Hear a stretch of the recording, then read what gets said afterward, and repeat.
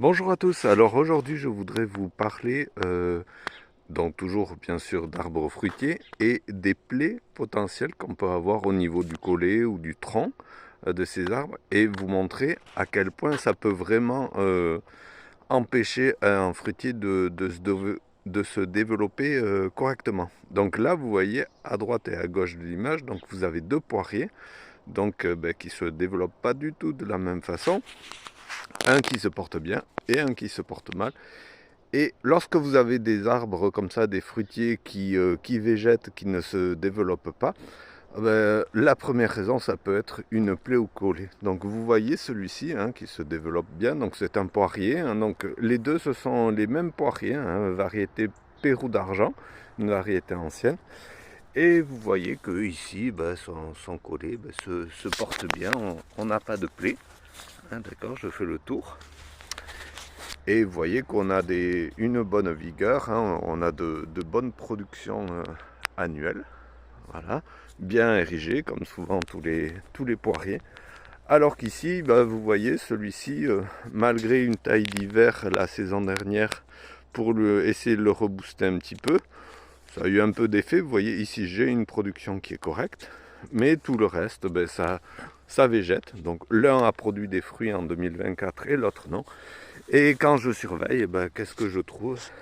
Un collet vraiment en très mauvais état. D'accord. Donc c'est un arbre qui... Ces deux arbres ont été sauvés d'une pépinière, donc ils étaient restés un peu trop longtemps en pot. Mais je les ai récupérés. Et ça me fait un bon exemple pédagogique et de montrer que une plaie au collet, vraiment c'est très très dommageable à un arbre et il peut ne pas s'en remettre. D'accord. Donc en fait, s'il vous plaît, par pitié, évitez le rotophile à proximité des arbres fruitiers. Bon, là c'est pas le cas, c'est pas le rotophile qui l'a endommagé. La plaie était certainement déjà existante. D'ailleurs, il y a peut-être un chancre qui s'est installé dessus, donc c'est pas positif. Mais je le garde à but pédagogique. Donc surtout, soignez vos collets et vos troncs, pas de plaie à ce niveau-là. Je vais vous montrer un autre exemple un peu plus loin. Donc voilà, ici je me trouve avec un nectarinier. Donc vous voyez, hein, on est en plein hiver, on voit les boutons à fleurs qui commencent, qui se distinguent bien. Et donc en fait, vous voyez, bon, il végète pas autant que le poirier qu'on vient de voir.